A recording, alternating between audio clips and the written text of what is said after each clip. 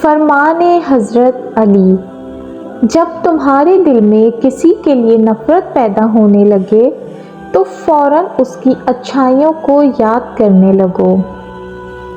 مصائب کا مقابلہ صبر سے اور نعمتوں کی حفاظت شکر سے ادا کرو۔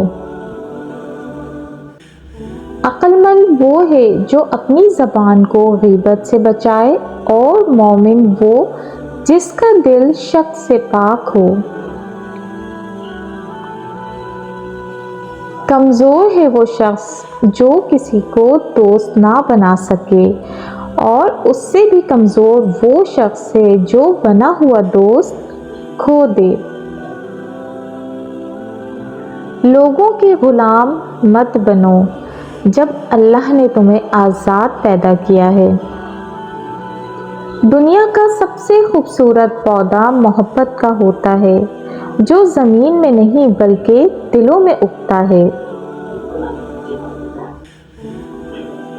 اگر کوئی تم سے بھلائی کی امید رکھے تو اسے مایوس مت کرو، کیونکہ لوگوں کی ضرورت کا تم سے وابستہ ہونا تم پر اللہ کا خاص کرم ہے۔ بہت سے انسان ایسے ہیں جنہیں زبان نے موت کے گھاٹ اتارا ہے۔ غلط بات پر غصہ آ جانا شرافت کی نشانی ہے، لیکن اسی غصے کو پی جانا مومن کی نشانی ہے۔ جس نے کسی کو اکیلے میں نصیحت کی اس نے اسے سنوار دیا، اور جس نے کسی کو سب کے سامنے نصیحت کی اس نے اسے مزید بگاڑ دیا۔ سب سے پہلی عبادت یہ ہے کہ انسان مصیبت میں صبر کر کے اللہ تعالیٰ کی طرف سے مدد کا منتظر رہے۔ ہمیشہ چھوٹی چھوٹی خوشیوں کا استقبال کیا کرو، کیونکہ انہی کے پیچھے محبتوں کا سیلاب ہوتا ہے۔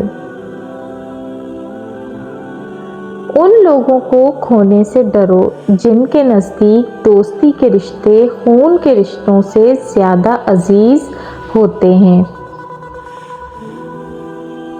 بے شک اپنی ہر چیز اچھے دوست کے لیے قربان کر دو، لیکن کسی چیز کے لیے اپنے اچھے دوست کو قربان مت کرنا۔